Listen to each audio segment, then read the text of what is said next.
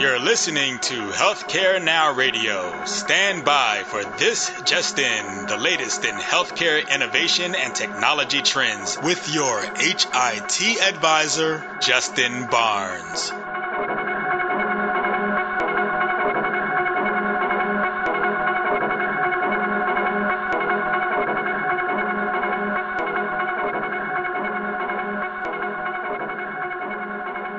Thank you for tuning in and welcome to This Just In. I'm your host, Justin Barnes. In these half-hour segments, I'll bring you the latest advancements in healthcare, strategy, innovation, and public policy. As always, we're broadcasting from the This Just In studios on the Business Radio X network, as well as the Healthcare Now radio network. And before we dive into my guest today, I want to take a moment to let everyone know that we'll be broadcasting the This Just In radio show again live from the HIMSS annual conference in Las Vegas on Wednesday, March 7th from 10 a.m. Pacific to 2 p.m. Pacific. Many more details to come here shortly, but I hope everyone is planning on attending the conference. If you're not, though, you'll be able to stream us live at thisjustinradio.com on Wednesday, March 7th. We'll have another great slate of CEO, CIO, leading care providers, industry thought leaders, riveting authors, and certainly policymakers joining the show. For this episode, though, my 115th episode, we're going to speak with Dan Munro, Forbes contributor and author of Casino Healthcare. Welcome to the show, Dan. Hey, thanks for having me. We met about a year and a half ago through Roberta Mullins and Carol Flagg. We both were guests on a virtual panel regarding where healthcare was headed based on the two presidential campaigns at the time. So I remember that. Yeah, we had a great dialogue, and I think very objectively we covered the basis on what the Clinton campaign was moving forward, and if she became president, what healthcare would look like, and then if the Trump campaign and what if they became president, what healthcare would look like. And I think actually we're fairly spot on. None of us picked the outcome of the election, I don't believe. But no, nobody could foresee that one coming. Right. But leaving politics aside, I'm very excited to make your acquaintance again and have you on the show. You have a great book, Casino Healthcare, and I've read many excerpts from it. And I think the most cool factor that I found in the book is the references to history and what I learned. I love history. I'm a history buff, and you really do educate the reader on the origins of healthcare, Medicare, what companies have done, what the payers have done in the past, and then really where we are. And you do a good job of outlining where we are. You have some conclusions that could differ from my perspective and opinions, but hey, they're all opinions, and we all got them. But right. I'm very happy that you've taken the time to join the show, and actually I'm very excited. I think you're going to be able to join the live radio show while we're at HIMSS in Las Vegas as well. So thank you for that. Absolutely, and I look forward to it. So let's start off a little bit before we dive into the book and the questions. A little, background of where you're from, where'd you grow up, go to school, all those good things. Yeah, absolutely. So I actually graduated from a high school, which was the International School of Brussels in Brussels, Belgium, before returning to the United States for my first college degree at the University of Redlands, which actually was in journalism and communications.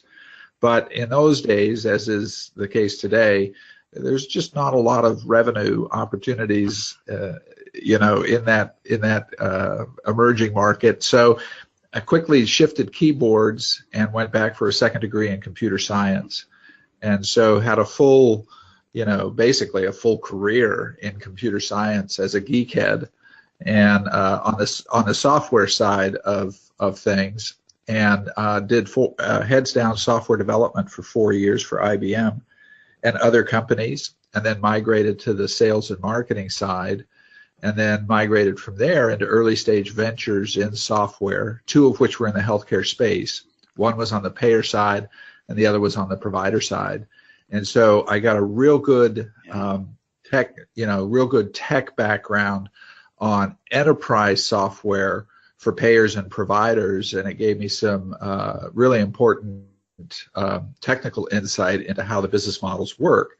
And then migrated to writing about healthcare in 2011, and that was where I started with Forbes, and I've since written for a number of other publications, and that led up to writing the book. Yeah, no, that's a great background, and I can tell you've got some, your stuff. When you're talking about different constituencies in healthcare, I can tell you've been part of them in the past, and so it really does come across. Like I said, it's a great educational read as well. So the premise of the book, the system isn't broken; it's working exactly as defined. We just need a different design. And that debate is well underway. And you cover a lot of those aspects. And certainly we've even, since the book was written, healthcare has evolved a little bit. And I want to, certainly touch on that. But starting off, the Milliman Medical Index is a key part of Chapter 4, the big squeeze. Why is this one index so important? Because you reference it throughout the book. So I do, and it's an important index that I track and I've written about almost every year since 2011. And the reason it's important is because it highlights two things. First of all, it highlights the fact that our system here in the U.S. is a system of tiered coverage. We tier coverage by age, by income, by employment, by military service, by heritage. Even with all that tiering, we still wind up with about 12% of the population that has no health insurance. Mm-hmm. And this differs dramatically from every other industrialized country, which uses systems of what are called universal health coverage. So that's a key element of the Milliman Medical Index, because the Milliman Medical Index highlights the employment category of coverage. And this is, let's face it, the way the vast majority of Americans, about 155 million Americans, get their coverage through their employer. And the employer market for insurance represents what I call inelastic pricing. In effect, it's whatever the market will bear, right, based on the employer size and based on the network that the employer is targeting to access. And the cost is something that the Milliman Medical Index tracks as an average cost for an American family of 4 for getting PPO coverage through their employer. And that index this year will exceed $27,000. Both the employer contribution and the employee contribution will exceed $27,000 as an average for this year. And it's an index that's been going up as long as I've gone back and tracking it since 2002, mm-hmm. which is basically 16 years. It's gone up every year, and it will go up again this year. Yeah, no, I agree. So let's get the first part out of the way. And I asked you this offline. What kind of insurance do you currently have? Just kind of put that on the table, and because we understand different perspectives that way too. So what kind of insurance do you Absolutely. have?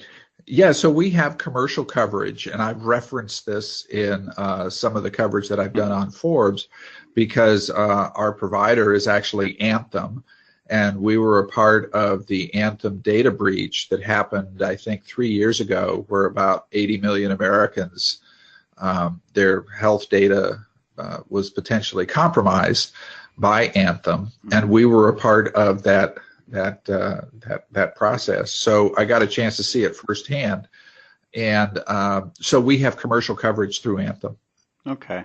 Yeah, and just for my readers, I haven't really brought this up much in the past, but I have MediShare. I had to do a pretty dramatic shift and change for exactly why your book was written, and just for what we're experiencing as Americans, is my costs were just dramatically going up. I've been self-employed for a long time, and I actually went out to the exchange, but that was just getting astronomical, for my wife and I. We don't have children, but we were paying $12,000 a year to have access to health care. And it was just a joke. And I'm a fiscally responsible person. I'm fiscally minded. I don't like waste anything if I don't have to. And I just saw that as a complete waste.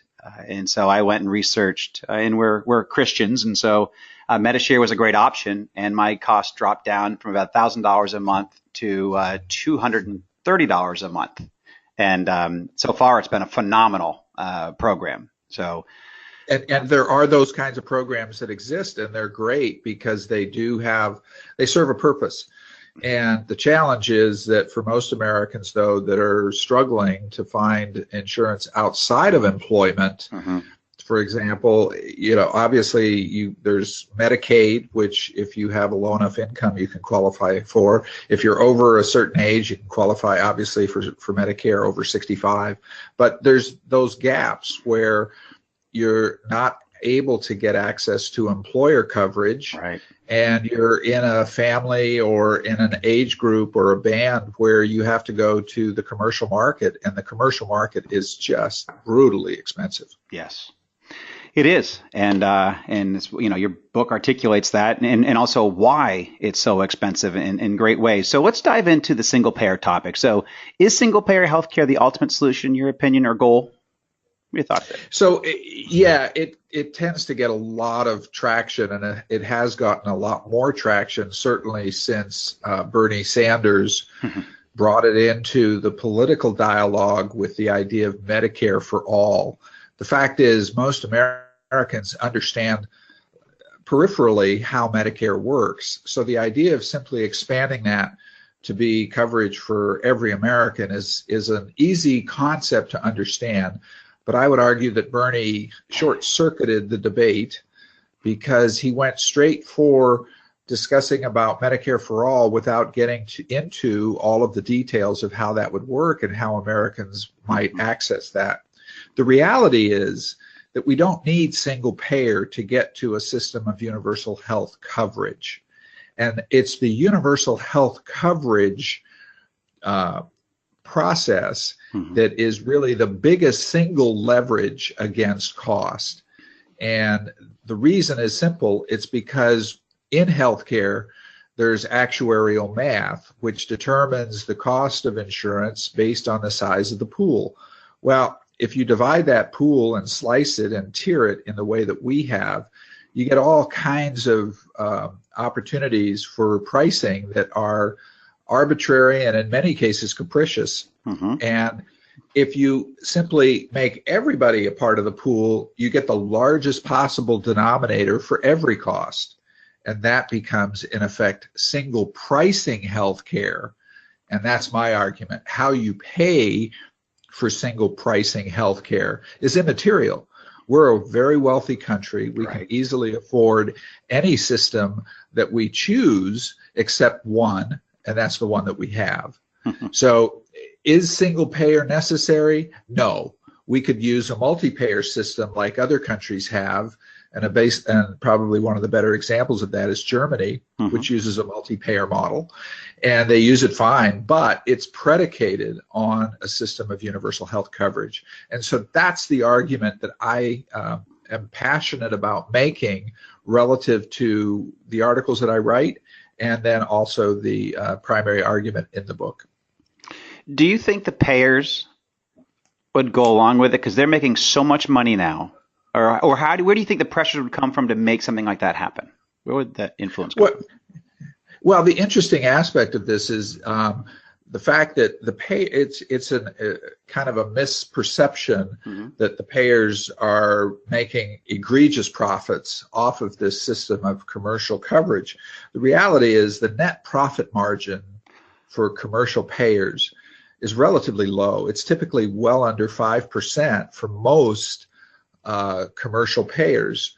And if you compare that, let's just, take the lens back a little bit and compare it to, say, a company like Apple or even pharmaceutical companies, the net profit margin for those groups is often 20% or more. So the payers aren't really making, in a sense, a lot of money off of the business of coverage. So if you effectively took them all out of the equation completely, I'm not sure you would have the dramatic effect that you would need relative to cost. And so the reality is that they would still be in the business of providing administrative functions, which they do today. And in fact, a large percentage of the payer business isn't even risk or covering risk as much as it is administering the process of healthcare for billing and accounting purposes. No, I understand. I guess you're probably the first guest that has said that the insurance companies aren't making the profits that we think. And I agree with you. I mean, I agree with the difference between 5% and 20%. But no, I understand. So what's the timeline you see for systemic healthcare reform then? What do you with all that's going on? Yeah, so in the sense of looking at this historically through the lens of other countries that have approached this, and probably one of the best examples is Canada. Kind of from start to finish, it's typically about a 40 to 50 year timeline. And so that can sound daunting on the one hand. On the other hand, I feel like, and I think that we're about halfway through that kind of a timeline, which is 40 to 50 years. Yeah. And the reason I say halfway is because if you go back in the history, our first public recognition, if you will, that we needed to make a systemic change was probably Hillary Care in 1993. Right. And so 1993 is kind of the starting point of our public recognition that we were on and we continue to be on a path that's unsustainable. And so 1993 until today is literally 25 years. Mm-hmm. So 25 years in a 50-year timeline is probably about right. And of course, since then, we've had a number of other legislative passes, some of which have been more successful than others. Certainly, Obamacare had elements of its of success, but it wasn't the dramatic change that we need, and it reflects more of the incremental change towards these other systemic goals. Yeah, actually, that's a great perspective, and I actually agree with your perspective. So that's actually more to kind of put some fuel in there as well. I think, did you see the MedPAC recommendations from about a week ago that they actually voted 14-2 against MACRA and MIPS in the Quality Payment Program? So I think we could see. I don't see Congress taking it up anytime soon, but I do see a lot of consternation with the changes that are trying to be made in healthcare. So yeah, and it goes back to what it goes back to what President Obama said, kind of as he was walking out the door. He said, progress isn't always linear, right. And it's always it's not always net positive. So that's part of the process that we're engaged in, is the sense that we're going to make these changes and they're going to happen over a period of time. They're not going to be a function of a single piece of legislation or, I think, a single administration. No, excellent. And for those just tuning in, we're speaking with Dan Munro, Forbes contributor and author of Casino Healthcare. So what are some of the, you mentioned some other countries, Germany, I think you may have mentioned Canada, but are there any other examples of systemic or healthcare reform out there? So yeah, there's a great one that a lot of people aren't aware of, and I reference it periodically, but I think it's a great example right here in the U.S., is the all-payer system in the state of Maryland. Now, granted, it's a small sort of population in the state of Maryland, which is, I think, it covers about 6 million people. And granted, the all-payer system that they have is for inpatient pricing only, but it's a great model in the sense of getting to single pricing, and they do have plans to extend that more broadly to outpatient services as well. The challenge, of course, is that the single pricing that they use is not tied. They managed to get a waiver through CMS. So the waiver that they have from CMS, in effect, means that all of the other states, all 49 other states, are basically subsidizing the higher price that the all-payer system in Maryland uses for Medicare pricing. Fascinating. Actually, it is. Yeah. No, go ahead. Yeah, so that's a great example of where I think we're seeing some of those kinds of beachheads where they're more than just experiments. The all-payer system in Maryland has been up and running for a number of years, and I hope and I think they have plans to expand that this year into the outpatient setting, which would be then more of a single pricing model within a single state, and how to then branch that into both other states and then potentially nationally.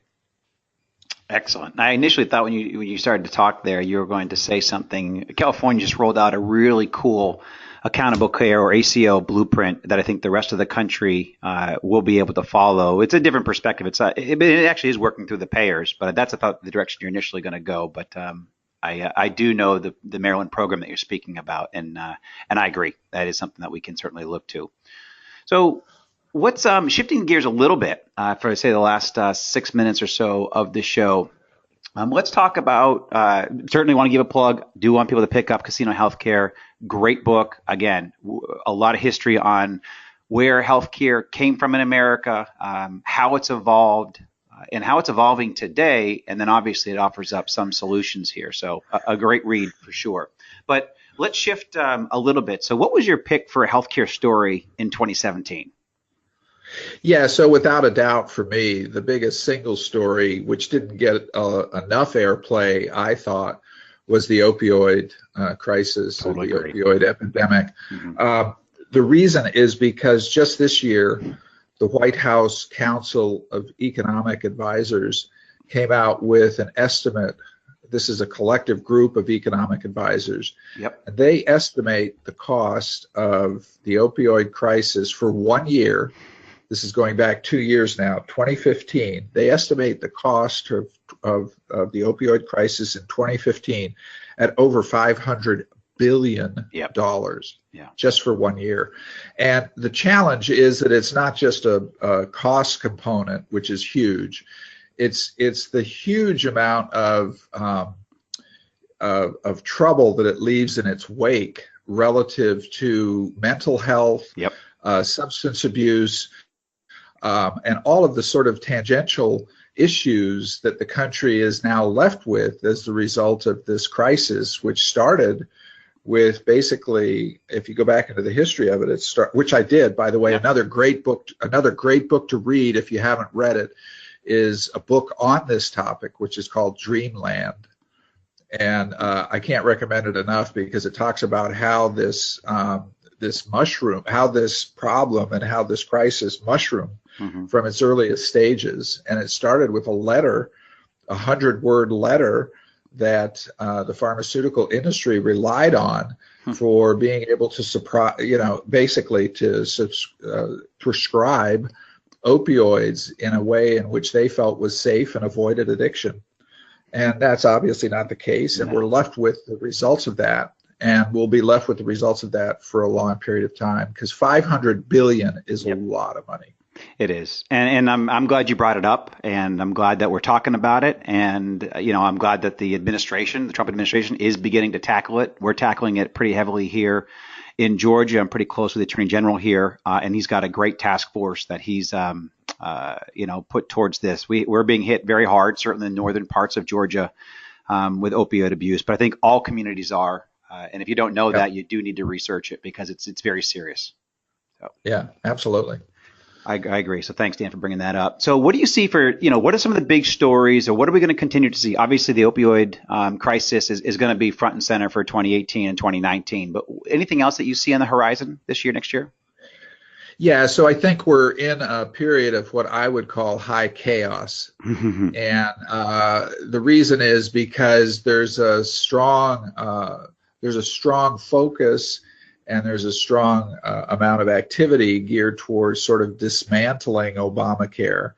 And I understand the politics behind that. I don't agree with them, but I understand the politics behind that. And I think there will be some success in dismantling that.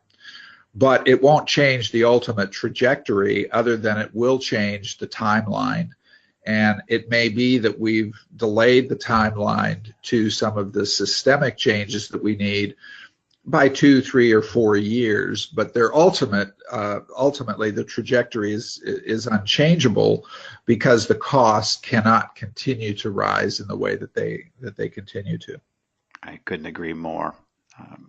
And I agree. I see that chaos out there as well. I see the chaos among providers. I see the chaos among companies. I see the chaos certainly among patients. So and payers. Yeah. There's an amount of chaos in the payer community, because they have to price for the year ahead, and they're starting already to think in terms of pricing for 2019. And it's like, how do you price how do you price this based on an administration that wants to, keep pulling pins on grenades? And so there's a real challenge to that market as well. Yeah. I couldn't agree more. Well, we're basically at time, Dan. You're a great guest. I appreciate you taking the time out. Dan Munro, Forbes contributor and author of Casino Healthcare. And I certainly look forward to seeing you at HIMSS on March 7th, Wednesday, March 7th, and look forward to having you on air there as well. Absolutely. Look forward to it, and we'll look forward to seeing you in Vegas. Excellent. Thank you, Dan. And thank you to everyone for listening and joining us today. Please tune in weekdays at 2:30 p.m. Eastern, 11:30 a.m. Pacific. As always, you can track me on Twitter at HIT Advisor and use the hashtag ThisJustinRadio so we can respond to your comments from the show.